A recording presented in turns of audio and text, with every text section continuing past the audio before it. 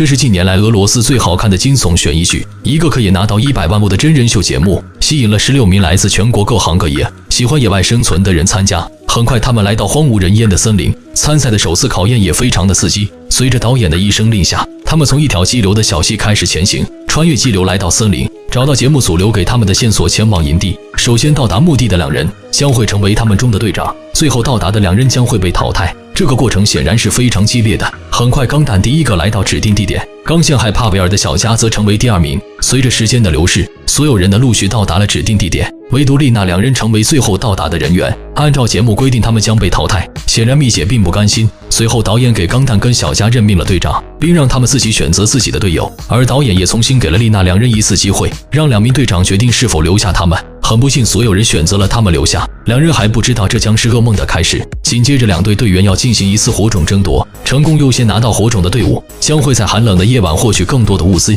经过一轮紧张角逐关键时刻，苏伦意外掉下木桩，扭伤了腿，可他并没有准备放弃。红队成功取得火把，眼见胜利在握，便开始了嘚瑟，提早庆祝胜利。没想到高兴太早，掉了下去，火种被熄灭。紧接着，导演再次介绍了接下来的规则：每天都将会被淘汰1名选手，而淘汰的人由他们自己投票产生，或者有坚持不下去的人，也可以敲响3次这个铜锣，将会有直升机带他们离去。与此同时，导演还公布了一个让人兴奋的消息：为了节目效果以及收视率，这次将会有2名嘉宾与其中歌手安娜以及演员帅不得。2人到来之后，分别加入了各自的队伍。很快，2队便被安排在了溪流的废弃大坝以及溪流旁边的小木屋。殊不知，真正的野外生存游戏才刚刚开始。苏伦的脚肿的厉害，似乎并不适合继续下去。这边大山用火种点着炉子之后，决定给对面送去火种，然而却遭到队长小加的阻止。但他坚持认为在寒冷的夜晚给他们送温暖是一件正确的事情。眼见不能阻止小加，只能在身后威胁。很快夜晚来临，安娜还在跟众人讲鬼故事时，门外传来了一声枪响。不过他们以为是夜晚当地的猎人在打猎。此时大山在去送火种的路上，也同样听到了数声枪响，着急忙慌的他进入大坝屋内，外面的枪声在森林中显得特别突兀，这让2边的所有人心中难免感觉不适。大山也决定在这边留宿一宿。一早，腿脚不方便的苏伦敲响了铜锣，所有人也都在锣声中醒来。可他敲了无数次却未见节目组出现，甚至开始说的直升机也并未见到。当所有人到来之后，各种呼喊也未见到除他们以外的任何人。看着周边布满的摄像头，这一切似乎都透露着诡异。与此同时，大山决定前往节目组的营地查看，帅不得跟苏伦也一同前往。很快，他们便来到了节目组的帐篷营地，但是这地方却空无一人，桌子上却摆满了他们吃剩的东西。大山在警戒线发现了红色液体，于是伸手触摸并用鼻子闻，显然这并不是道具，而是真正的血液。于是大山来到周边查探，当大山发现节目组集体阵亡之际，身后再次响起了枪声。于是急忙跟甩不得带着腿上的苏伦逃亡。这时他们才明白，一场真正的野外逃生已经开始。眼下苏伦的脚行动不便，显然逃不过身后的追杀。帅不得决定独自前去打探，让大山带着苏伦隐蔽等他消息。下一刻，他们找到了一个山洞，苏伦紧张到语无伦次，在大山的强硬态度之下才躲进了洞中，而他则躲在一边观察。过了许久，见周围没有动静，大山便带着苏伦往回走。帅不得却没那么幸运，当他感觉到危险时，却被什么东西拉下了小土坡。另一边，钢弹还在享受队长的权利，带领自己的队员回到了大坝，开始指挥大家分工行动。显然他们也已明白大家彻底没人管了，眼下最主要的是等待大山他们回来，然后准备离开这个地方。小加这边的所有人也同样处于慌乱中。光头在河边打水时发现了一艘皮筏艇，上面还有一把兵工铲并带着血渍，这让他感到疑惑，皮筏艇怎么会无缘无故的出现在此？最致命的显然是2队人都还没得知节目组已经集体阵亡。小美正跟丽娜在野外捡蘑菇，丽娜无意中发现小美背后的纹身，此时的小美显得非常不自然，于是随口一年轻不懂事糊弄了过去。光头也把兵工铲带回了木屋，虽然可疑，但是大家并无头绪。于是光头准备出门透气，打开门的那一刻，老头迅速控制了屋内的所有人，并告知他们自己是无恶不作的隐士。随后老头的同伙丧彪也开门进来，看到这么多妹纸顿时乐开了花，一场噩梦即将开始。而这边大山带着苏伦回到大坝，并把他们见到节目组集体凉凉的事跟他们全盘托出。殊不知他们并不相信大山的话，认为这是另一队派大山放烟雾弹。来不及多做解释，大山带着钢弹前去木屋报信，来到半路却遇到了老头跟丧彪，2人撒腿就跑。来到一处500米高的陡坡，也只能选择跳下。所幸两人并无大碍。这边独自出门的小美也遇到了丧彪两人，拥有极高警觉性的她挥手掏打倒了丧彪。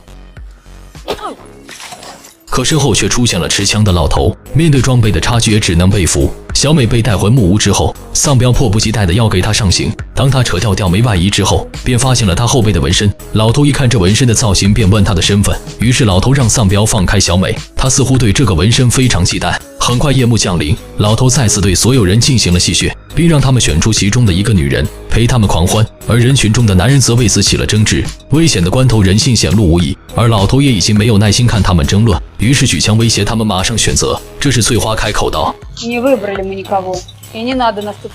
也彻底成功送走了自己。于是丧彪用枪指着男人拉出了丽莎，在他们的威胁下，丽莎也只能忍辱负重，在所有人的目睹下化身为坦克，成功承载了老头几人的暴击。这时屋外也下起了大雨，老头带着丽莎出门准备送喜归西。这时大山跟钢蛋两人重新回到了木屋，合力之下把两名恶徒击杀。屋内的丧彪听到动静，对着门口开枪。此时的小美看到机会出现，于是偷偷的从丧彪身后突袭，奈何力量悬殊。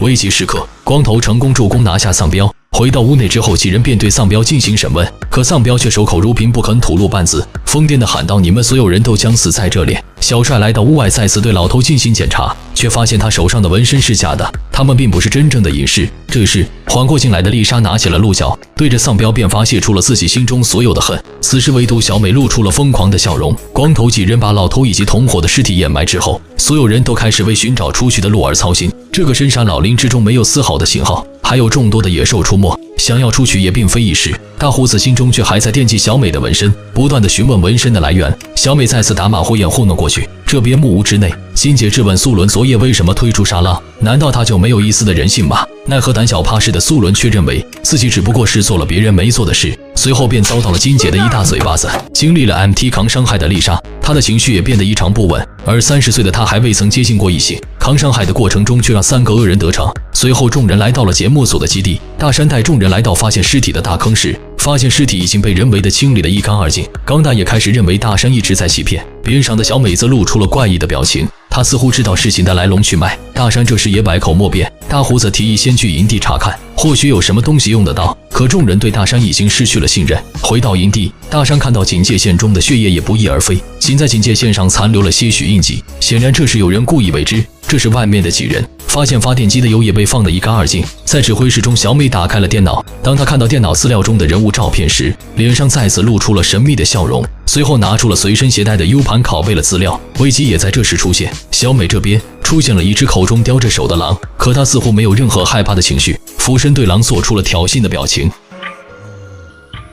狼怎能受得了他的挑衅，于是放下了口中的食物，对着小美就是龇牙咧嘴。小美拿出一瓶82年的清洗剂，对着他就是一顿喷，成功解决了这次危机。随后大山几人看到狼丢下的那只手，看到手指上的戒指，确认正是节目组导演的，此时才开始对大山报以信任。然而周边却传来阵阵的狼吼声。回到木屋之后，他们开始清点缴获枪支的子弹数量以及可以利用的物资，他们必须做好充分的准备离开这个地方。而有人提议放弃苏伦，认为他受伤的脚会拖累众人。钢蛋再次充当起了队长的角色，让苏伦留下他们前去寻找出路，3天内回来接他。说罢，众人便启程离去。看到苏伦独自一人，丽莎决定留下，随后金杰也跟随丽莎一起留在这里。大山眼见于此，也偷偷的留了下来。苏伦也跟丽莎诚心诚意的道了歉，并得到了她原谅。此时在危难面前，什么都已经显得不重要。夜晚即将来临，钢蛋众人也找到了一块空阔的休整。夜幕降临之后，必须要人轮流值夜。这次他以队长的身份安排工作，却遭到了其他人的反感。吃过晚饭之后，钢蛋自告奋勇的值夜。就他们刚进入梦乡时，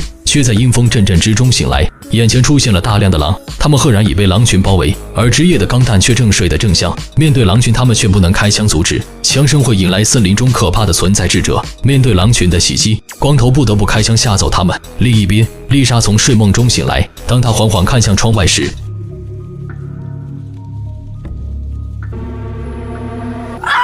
次日帅不得跟歌手萨莎吐露了自己的心声。在小木屋那晚，眼看着丽萨承受3人暴击，而自己却无动于衷。有愧于自己在荧屏上英雄的形象，萨莎却认为昨夜击退狼群的他，就是荧幕前的那个帅不得。说罢便要去山洞接手。帅不得等了许久不见萨莎回来，前去寻找无果。随后众人寻遍山头都未见其踪影，显然这并不是狼群所为，因为萨莎并未发出任何呼救声。帅不得决定独自留在这里继续寻找，让其他人先顺流而下寻找出路。这时小美问了他一个问题，神秘离开。另一边的丽莎经历昨夜的惊吓，变得神神叨叨，也让木屋的所有人看得一头雾水。紧接着便是所有人的担心跟疑惑。丽莎说自己昨晚看到丧彪的尸体正在窗外凝视着她，此时金姐跟大山也只能当她是自己过渡。没多久，丽莎便跟他们来到树林采蘑菇。下一秒，丧彪的尸体再次出现在了溪对面，他似乎还活着，并尝试着来到对岸。随后丽莎便发出了一声尖叫。大山几人跑来之后，却只见丽莎一人。紧接着大山便带丽莎来到埋丧彪的坑，却发现尸体不翼而飞，这让他彻底开始感到恐惧，便让他们抓紧回木屋。回到木屋之后，他们再次出门寻找食物，留下了丽莎一人在屋内。而丽莎再次看到了丧彪出现在门外，开门的那一刻正跟他迎面对上，他似乎已经开始出现严重的幻觉，随后便用煤油灯点燃了木屋。大山几人回来后却为时已晚，丽莎在屋内伴随着一场大火而去，这或许也是她最好的解脱吧。而这边的钢蛋几人从独木桥过河流时却发生了意外，光头跟小帅两人掉了下去。等小帅稳定好昏迷中的光头，抬头却看到了岸上坐着一个小女孩，担心光头的安危，于是急忙给她进行了急救。其他几人也正好赶到，下一刻他们便让女孩带他们寻找出路。当他们来到一座吊桥正中央时，桥的对面正是一个村庄，女孩却开始用力的摇晃。随后几人走进这个村庄，然而这个地方却处处透露着诡异。见到外来的生面孔，没有人上前搭讪，都用一种奇怪的眼神直勾勾地看着他们。当钢蛋问老头村中是否有电话时，却得到了他否定的回答。几十年来他们一直住在这里，与世隔绝，并没有与外界进行过多的交流。然而光头却在河边发现了一艘皮筏艇，节目组出事的第二天跟他在河边发现的皮筏艇一模一样，这不免让他心中再次起疑，莫非节目组出事的当天跟这个村子有关？很快老头为他们准备了许多吃的，他们吃下之后很快便晕了过去。老头说道，当他们醒来时已发现身处一口深井，去尿尿失踪的安娜也出现于此。通过吃饭之前的对话，他们分析得出这个村庄或许就是食人族，众人现在也将成为他们的食物。恐慌的情绪瞬间在他们心中蔓延，于是开始搭人墙尝试逃离，奈何井口实在太高未能成功，而天空也淅淅沥沥地下起了雨，这让他们的逃生希望更加渺茫。突然上面放下了一个梯子，安娜决定上去跟其谈判。另一边，木屋被烧毁之后，大山几人来到了节目组的营地居住。这天夜里，节目组的主持人伊戈尔突然出现，他似乎受到了某种刺激，精神非常不稳定。次日一早，关押在井内的钢蛋众人受到了村民给他们送来一锅肉，一饿到极点的他们还克制食用。他们怀疑安娜已经被害，锅内的食物让他们无法下咽。小美还在锅中发现了一根金色的头发，此时光头却顾不得这么多，当着众人的面开始狼吞虎咽了起来，口口声声说这是猪肉的味道。下一秒被钢蛋一锅盖送往西天。还没等他们稳定情绪，大山带着众人前来营救，而他们也在旁边的小屋中发现了安娜。原来刚刚那盘肉并不是安娜，这让钢蛋异常悲愤，他亲手送走了光头。很快他们对村庄进行了查看，所有的人似乎在一夜之间消失。伊戈尔告知大家营地发生了诡异的事情，随后便拿出了 DV 给大家看回放。DV 显示所有人都没有生命迹象，紧接着却又突然站了起来，显然其中的画面显示所有人都成了丧尸。此时身后的小美却笑出了声，看完这一切之后也没能取得他们的信任。老头强迫他给电视台去电让大家回去，可伊戈尔又何曾不想，钢蛋再次充当了莽夫，一拳挥向伊戈尔。下一秒，大山及时制止了他们行为，并让人把伊戈尔暂时绑在树上，等所有人商量过后再做决定。经过一番商讨，众人决定先处理井内光头的尸体，再做决定。殊不知他们前脚刚走，屋内的女人们却大打出手。负责看管伊戈尔的苏伦听到动静，便马不停蹄地进入屋内劝架。下一刻，大山他们回来却发现伊戈尔已不见身影，通过树边的痕迹判断，他似乎被什么东西拖走。于是他们沿着痕迹一路追寻，却让他们看到了终身难忘的一幕。显然伊戈尔所说的都是事实，而他也被丧尸撕成了碎片。越恐惧的情况下，人就会越没有理智。钢蛋永远都是充当那个排头兵。紧接着，他们又把怀疑转移到了安娜跟帅布的身上。此时莽夫钢蛋又跟老头心生一计，他们想要在安娜两人身上逼供，可帅布的压根啥也不知道，无论如何逼供都得不到线索。钢蛋决定拿斧头了结他。就在此时，河边的人呼喊大家，对岸出现了一批不明身份的人，于是他们跑到河边查看，殊不知对岸数量众多的并不是活人，而是不知从何而来的丧尸群。很快丧尸群便开始朝他们围拢，金姐匆忙地解开了安娜两人，可当他们往出口跑去之际，台阶上也涌现了无数的丧尸，没有地方躲藏的他们只能进入淋浴间。就在他们进入关门之际，金姐手上的刀却意外地结果了一个同伴，这让他无比痛苦慌张。突然外面传来了喇叭声，让他们趴在地上。一阵枪响过后，一个烟雾弹从玻璃中丢了进来，所有人都被迷晕了过去。众人被一支武装部队所救。醒来之后，金姐发现自己身处在一个未知的地方，甚至还有许多用数字标志关押动物的铁笼。下一刻，一名军人走了进来，并带他前去见同伴。一路上他得知，这个地方是个秘密生物研究所，一直在对各种未知病毒抗体的研发，因此这个研究所内存在各种危险的致命病毒。金姐见到众人之后，一个领导模样的人走了过来，然后跟大家解答了这个研究所发生的事。就在节目组带大家来到这里的那天，实验室发现了一种新病毒。通过对猴子的实验发现，这未知的病毒非常有侵略性，一旦进入体内10分钟后便会并发，很快便会导致脑死亡。然而病毒却在猴子身上发生了变异。当工作人员伸手拿猴子的时候，他突然醒了过来，并咬了工作人员一口。显然猴子已转换成了另外一种形态存在。然而当工作人员对实验室进行消杀时，却意外地把消杀后的气体排到了实验室外面，气体也正好飘到了节目组营地的那片松叶林。通过监控得知，整个节目组的人都迅速被感染成了丧尸。随后他们便派部队对营地进行了清理。下一刻，领导让萨莎前去跟工作人员合影，便带他们来到实验室。对于目前的状况，他们毫无办法，而他们也没有时间等待。领导告知他，眼下最主要的就是阻止病毒传播出去，于是让他们回到寝室。可他们却看到了躺在地上的萨莎。领导再次跟他们说，萨莎已经被感染。在他们昏迷的时间，所有人都被抽取了血液检测，因此他必须单独被隔离，其他人只要等待结果出来，如果没被感染，明天即可离去。感染后的人将被永远留在这里被抹去。看着躺在地上的萨莎，所有人再次陷入了恐慌。本以为自己得救，却不知王炸正在等着自己。小佳跟金姐因口角发生了肢体冲突，很快这种情绪便蔓延开来，所有人都混战到了一起。没多久，萨莎便醒了过来，喇叭中传来了领导的声音，并把事情告知了萨莎本人，同时也告诉所有人他们当中出现了阳性。下一秒，士兵便将钢蛋跟大山三人带到了萨莎的豪华透明隔离间。在这一刻，空气似乎也陷入了静止。隔离间内的萨莎几人也相互开始吐露心声，他们都把自己的秘密说了出来，准备迎接最后的并发时刻。没过多久，睡梦中的众人被警报声吵醒，实验室的自毁程序已经启动，所有人只有10分钟撤离时间。于是他们挨个跟大山告别。当他们来到出口之际，苏伦却一把夺过了墙，并表示自己留下。金姐也跟随苏伦前往营救大山，其他的所有人都上了卡车离去。苏伦用枪打破玻璃之后，带着大山他们迅速地往门口跑去，可就在最后一刻没能阻止大门的关闭，所有人都在用力地推着大门。这时钢蛋开头说自己知道怎么出去，这是一道压力门，只要里面的门关上，外面的门便会自动打开。说罢便把里面的那道门用力地关上。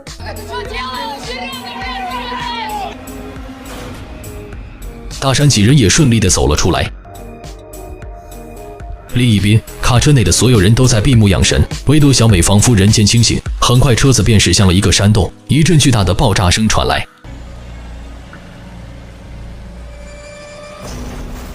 大山几人从实验室逃脱，当他们还在担心钢蛋是否安全，提议回去找他之际，钢蛋却出现在了他们面前。所有人欣喜若狂，一路前行。他们很快发现了河边第一辆废弃汽车，这就犹如一根救命稻草。当大山两人来到车上查看时，发现了有够实用的肉以及罐头，可此时他们并没感觉这是生死之旅，甚至抱有侥幸，认为只不过是节目安排。眼下的他们或许在节目中已经阵亡，可他们可以给节目组一个惊喜。准备再次安营的他们便出去寻找木头，可钢蛋却发现自己的右手出现问题，显然这是被感染的症状。下一刻，他便发现了一艘隐藏在树林中的船。当他们正准备奔往河边的途中，却发现了其他人的到来。很快，大山跟钢蛋便制服了登陆的3人。从他们口中得知，他是地质学教授带着学生来考察。经过询问，大山彻底放下了戒备，甚至给他们做上了晚饭。但是2个学生却拎着没戏的皮筏艇回来，解释自己无意中戳破了他。所有人也没有太在意，教授甚至拿出了地图告知，沿河下去就是一座大城市。但是眼下的小船坐不下这么多人，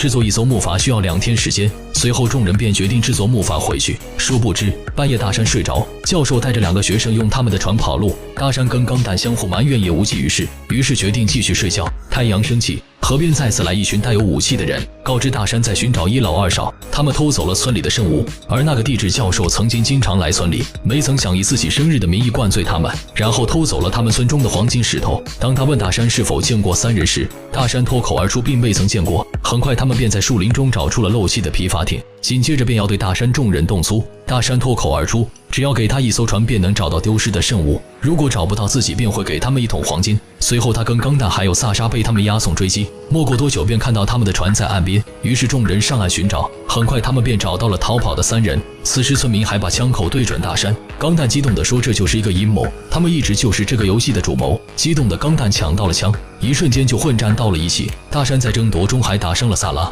随后把村民全部送上西天。大山追到了拿黄金的那个人时，成功拿到了黄金。然而钢蛋眼下要带萨拉前去城市医治，跟大山产生了分歧并打晕了他。2人在往下游走的路上，萨拉不小心滑下了山坡，这个过程中萨拉摔断了腿，眼见没有希望，钢蛋含泪送走了萨拉。而这一幕却被醒来的大山目睹，随后他便跟钢蛋再次扭打在了一起。生死存亡之际，大山掏出了匕首刺向了钢蛋。断气的那一刻，钢蛋对他说了一声谢谢。下一刻，大山便开着船回到了汽车驻地。殊不知绑架他们的村民早已远去，然而独自回来的他却遭到了其他人的非议。在卡车上的几人进入山洞之后，发生了一场严重的车祸。当小美醒来之后，便发现有人用手推车带走了领导跟小佳。显然这次车祸并不是意外。很快幸存的几人便重新收拾出发，他们来到一座久负盛名的荒废小镇，这里空无一人，被他们称之为鬼城。而作为退休警察的老头已然成为他们的新队长。而另一边醒来的小雅却发现自己身处在一个屠宰场，而自己仿佛就是那待宰的羔羊。这次他或许遇到了真正的食人族。这边小美2人出来查看周边环境，这时一只狗从一个铁门跑了出来，而这铁门似乎一直半开着。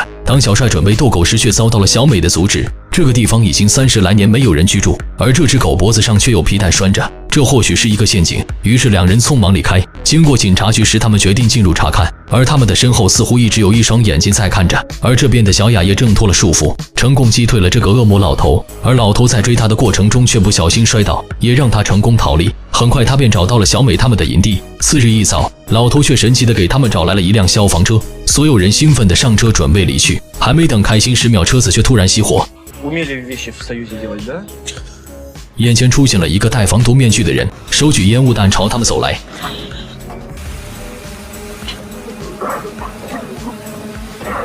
下一刻，他们再次成为了阶下囚，所有人都被铁链锁住，而他们的上方却放着钥匙。这看似又是一场游戏，外边还摆放着一个摄像机。他们发现身边还放着一把锯子，显然是让他们选择谁被锯腿，才会机会拿到钥匙。突然笼子开始注水，显然这是一个死局，水很快便灌到一个可以让2人呼吸的位置。4个人开始轮流上前呼吸，没多久他们便体力不支。铁蛋第一个败下阵来，也因为他的死亡，让小雅有了足够的空间拿到钥匙。轮到最后1人时，却不小心把钥匙掰断。在小帅的各种努力之下，也未能成功将其救下。小美跟老头2人被关押在铁笼，而他们逃生的钥匙分别在对方的笼中。铁笼开始缓缓下降，2人为了谁先出去开始了争论。铁笼也即将沉入水底，面对真正的生死考验，他们彻底慌了。小美让老头将箱子中的钥匙拿出跟他交换，迫于无奈，老头只能将手伸进满是玻璃的箱子，取出钥匙时已满手鲜血。当他把钥匙递给小美后，却无法打开笼子，小美彻底慌了。最后关头，他拿出了自己的钥匙，老头成功用钥匙打开了铁笼，下一秒小美的铁笼也随之打开。这就是一场生死的心理战。在这种情况之下，没有人能保持理智，而他们上来时正好遇到这个杀人狂，2人合力之下将其击杀。人员再次缩减，他们该何去何从？看似意外的节目却又仿佛没结束，一向自信的小美也彻底感到绝望。河面上传来了马大声，大山4人也从上游到了此地，几人再度集合到一起。天空中也传来了直升机的声音，他们的比赛还没结束。急于离开这里的他们迫不及待地登上了飞机，唯独小美感觉事有蹊跷，一人留下。然而大山则认为他不跟大家一起离去的话，或许会导致退出这个游戏。小美则甜蜜地回答道，自己无意退出比赛，她只不过想改变游戏的规则。随后小美便来到了那个半开的铁门，进入这个废弃工厂之后，她便发现了一套监控设备，所对准的镜头正是他们开始被关押的地方。此时的她已经确定这个游戏还在继续，而且还会不断地淘汰他们更多的人，代价便是付出生命。于是拿上杀人狂魔留下的武器离去。这边大山众人被直升机带到了一座小城，市长亲自接待了他们。当大山向市长借手机时，他非常自然地掏了出来，然而大山却发现手机没有丝毫的信号。于是市长解释昨夜发生了飓风，信号塔被损坏，还在抢修。也正是昨夜的飓风让小城的几名孩子失踪，所以他们的救援直升机才找到了大山他们。这一切都是如此的巧合。路边的工人也在收拾被大风刮倒的树枝，虽然心中有疑问，却找不到任何漏洞。很快他们便被安排到了医院居住，医生对他们进行了询问检查。然而所有人都对松叶林的事答非所问。这时市长前来打探情况，医生告知所有人都在说谎，他们是否已经知道了这里的秘密？两人的谈话都落在了老头的耳中，于是他跟大家商量如何逃离。这边轮到大山检查，医生以他脑袋上的伤口需要缝针为由，给他注射了一剂麻醉药。下一秒，大山便昏死了过去，随后便被他们送进了急诊室。夜晚来临，在老头的提议之下，小帅三人跟着他一起逃亡。他们来到了一艘船上，准备启动离开，殊不知船主从船舱下走了上来，老头跟他协商租用船只离开，却得到了他的拒绝，很快便跟船主扭打到了一起。人狠话不多还阴险的老头随手操起了一把扳手，对着船主就是一轮敲。惊魂未定，警笛声响起，小雅撒腿就跑。求生欲满满的老头随手把扳手递给了小帅，三人就这样被抓了回去。而病房中熟睡的金姐却被醒来的大山吵醒，一路经历了如此多的生死存亡，早已心生情愫的两人就此切磋了武艺。这边小雅跑到了一个工厂，却意外让三个男人发现。此时也正是吃夜宵的时候，男人准备让小雅给他们下面吃。关键时刻，小美出现在了他眼前，并成功解救出了小雅。殊不知，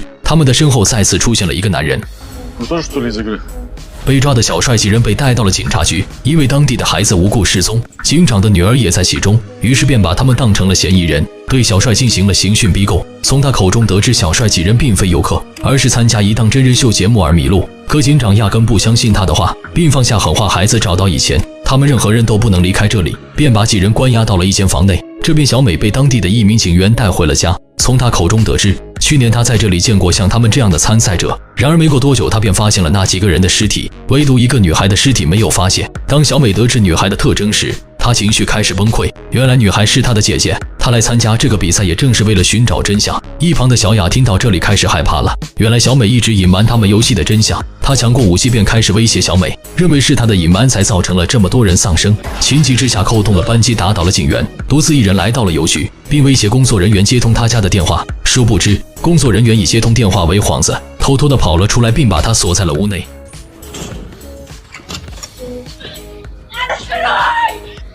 此时警员告知小美她可以弄到飞机，并带他们离开这里，紧接着便给了小美联系方式。这边小雅被带到了警局，正当探长要对其用刑之际，小帅开口说自己知道孩子的下落，趁机不被抢过了那把武器。而警局内的电话响了起来，对面传来了失踪孩子的声音。探长急忙安慰小帅让其别冲动，可此时的他已经失去了理智，于是扣下了扳机，连续枪杀了多名警员。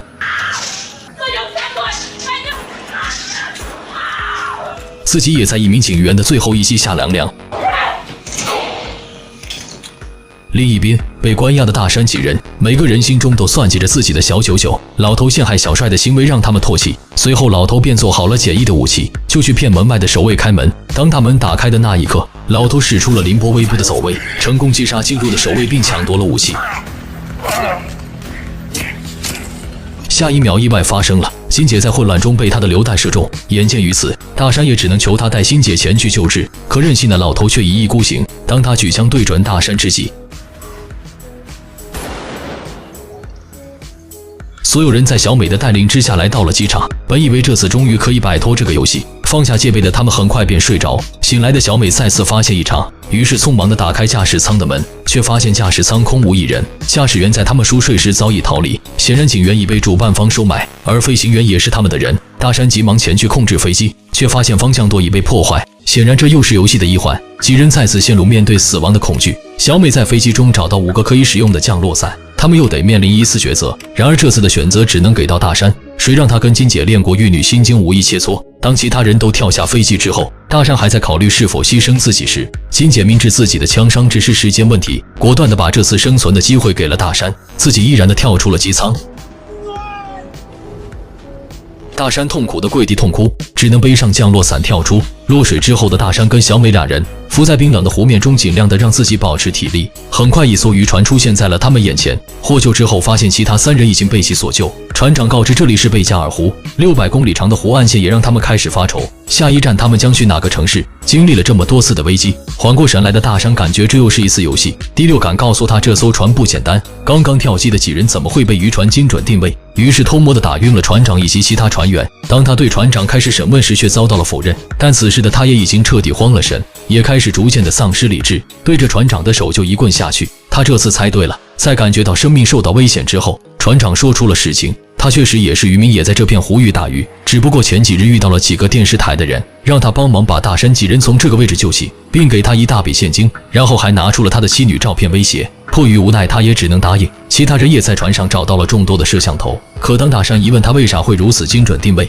船长告知你们当中有人在跳机的时候就向主办方发送了定位信息。显然再一次的信任危机来临，大山要求其他人全部脱掉衣服，查看是否有人携带定位设备，却遭到了所有人的反对。经过一番沟通交流之后，几人准备上岸再做打算。大山也剃掉了自己的头发发泄郁闷。很快5人便在临近的城市登陆。当他们来到一个加油站准备采购补给时，外面的3人开始怀疑起大山跟小美的身份。此时大山发现新闻正在播报前几日警局的事，小帅杀了几个警员，自己也阵亡，让当地对他们4人进行了全网通缉。售货员似乎也认出了大山，于是当着他的面明目张胆地报警。2人出来告知其他人事情经过，警车也随之在他们身后出现。于是5人分开了方向，四散而逃躲过追捕。夜晚他们来到了一个废弃剧院落脚，信任危机彻底在几人形容萌芽爆发。小雅也把小美的秘密说了出来，在所有人的质疑之下，他再次重复了自己参赛的目的。当大家都对他产生怀疑时，苏伦站了出来，并坚决拥护小美，因为一路下来是小美多次以一己之力拯救了大家。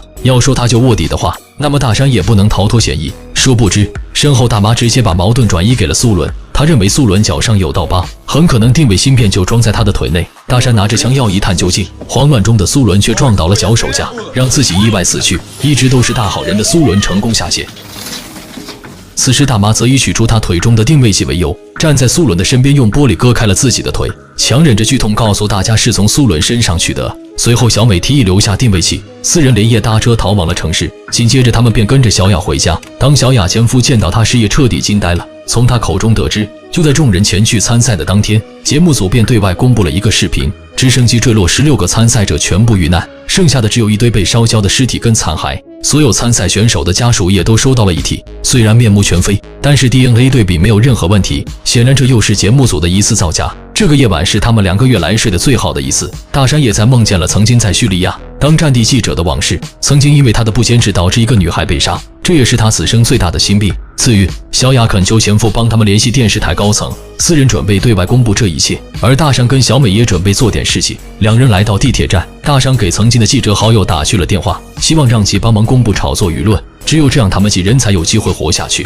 而小雅则跟大妈一起前往母亲的住处，她希望在所有事情结束之前见母亲一面。然而等他们来到母亲住所时，却被门口的清洁工告知，他母亲在得知女儿逝去的那一刻，便因伤心过度离世。瞬间瘫软的小雅被大妈带回了电梯，下一秒门打开了，小雅母亲跟一个自称社工的女人走了出来。这一切又是一个局，显然卧底大妈已经把所有的消息透露。来到楼下之后，大妈一直安慰小雅坚强，殊不知她却说漏了嘴，随口说出了小雅母亲的名字。此时小雅也彻底明白身边真正的卧底就是她，推开大妈之后便跑到了马路中央。而此时良心发现的大妈也准备将事情告知，于是对着小雅喊她母亲还活着。可意外还是发生了，一辆疾驰而来的汽车彻底送走了小雅。另一边，大山来到跟好友约定的地点，没等到好友前来，却看到一个女人出现在他面前，她就是节目开始时的队长。本以为她已经死亡，现在却毫发无伤的出现，这让大山无比震惊。女人告知记者不会来了，但是游戏得继续，而且最后只能留下一个人，谁都不能终止游戏的继续。说完便离去，留下了懵逼的大山。此时小美回到了住处，却看到精心打扮了一番的大妈。当她看到大妈腿上的伤疤之时，心中也已然明了那个超级卧底就是她，于是露出了标志性的笑容。愤怒的她使出了洪荒之力打倒了她。当她询问姐姐的下落时，却没得到任何消息，并告知小美想要知道姐姐下落，那就必须拿到第1名。难得失去理智的小美亲手结果了大妈，这也让她把这2个月的情绪发泄了出来。下一秒大山赶了回来，家中的电话也响了起来。电话中男人告知他前往地铁站见面，终极对决即将开始，答案也即将揭晓。随后2人便携手来到了地铁站。等最后一班地铁的乘客下车之后，整个地铁站空无一人，一辆空地铁缓缓驶来，车厢中走出了那个被丧尸分尸的主持人，一切都是一场特意的安排。大山质问他们为啥选择杀这么多人时，主持人说他们没有杀人，也从来不会去影响游戏的公平性。死去的人都是大山他们所杀，是他们自相残杀所致，这就是人性。说完便打开了手提箱，告知决赛正式开始。此时的小美急于得知姐姐的消息，便伸手拿了武器对准大山。大山也告知如果可以让他完成心愿，那么便按下扳机吧。小美痛苦地按下扳机，一声枪响，她应声倒地。主持人对大山说道：“恭喜获得胜利，最后的决赛又是一个坑。”小美死在了自己的枪下，紧接着大山便头痛欲裂，晕倒了过去。醒来之后便在一家医院中，最可怕的是他失去了记忆。医生告知他参加了一个综艺节目，飞机失事之后他是唯一的幸存者。等他拿到自己的个人资料之后，便拿着银行卡查询了余额。当他看到余额之后，